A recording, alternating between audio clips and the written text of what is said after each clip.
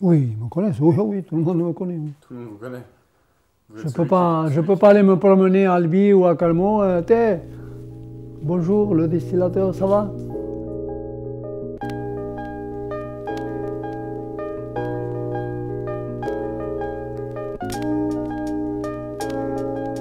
« 56 ans que je travaille avec. 56 ans. 56 campagnes j'ai fait, oui. Il marche encore. Oui, enfin, moi je marche encore. C'est bien que tout le monde me voit, mon père, parce qu'effectivement, c'est la culture paysanne. C'est l'héritage de la culture paysanne, de ses aïeux, tu vois. Et moi, quelque part, je m'inscris derrière lui. Et avec mon temps, j'essaie de comprendre ce que les gens, ce qu'il faut faire avec cette culture-là.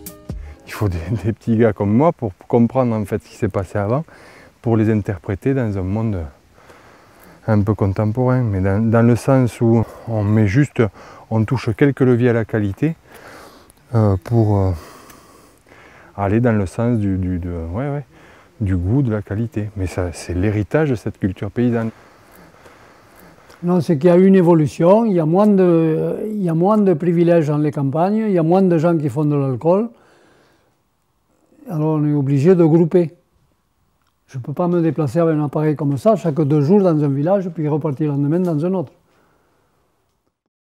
Pour les fruits, pour la poire ou la prune, il ne faut pas faire de l'alcool à 92. Il faut faire de l'alcool entre 50 et 70.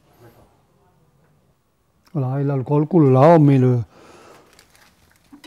Tu vois, on met le décalitre là, voilà, ça coule là dedans. Là, on met la matière première, les prunes, le vin, le marc, enfin, ce qu'amènent les clients. Chaque client séparément. Je mets en premier lieu de savoir si ce que je bois est propre, plutôt que de savoir si c'est bon.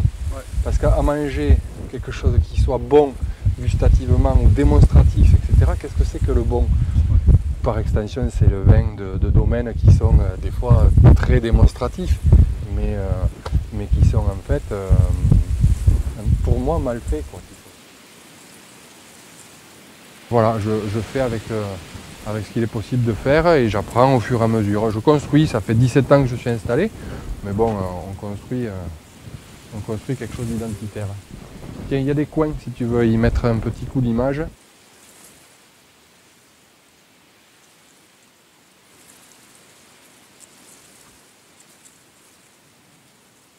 Ici, on est dans les passerillages de poires. Donc après les avoir ramassés les plus mûrs possibles au sol dans les poiriers, on les laisse surmûrir en cagette. J'ai mis ça au point il y a en 98 quand on a démarré la distillerie. Ma première idée, c'était effectivement de laisser surmûrir les poires William et ensuite enlever la queue, les calices et les pépins. On le verra juste après.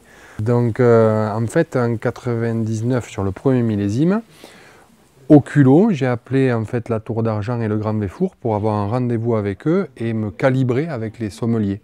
Donc à la suite de ce rendez-vous, j'ai fait goûter dans la cave David Rijouet à la Tour d'Argent. C'est le premier qui m'a rassuré. Je lui ai dit voilà ce que j'ai fait en enlevant la queue, les calices et les pépins sur des poires surmûries.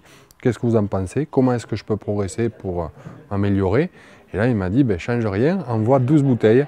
Donc ça m'a vraiment rassuré. Le deuxième rendez-vous dans l'après-midi au Grand Véfour, pareil. Donc c'est vrai que c'était super, ça m'a mis sur les rails. Et depuis on continue pour arriver à aujourd'hui 15 tonnes de poires sur lesquelles on enlève la queue, les calices et les pépins. C'est un gars sur lequel on pouvait compter. C'est un homme droit comme une bosse. Et c'est rare. C'est très rare.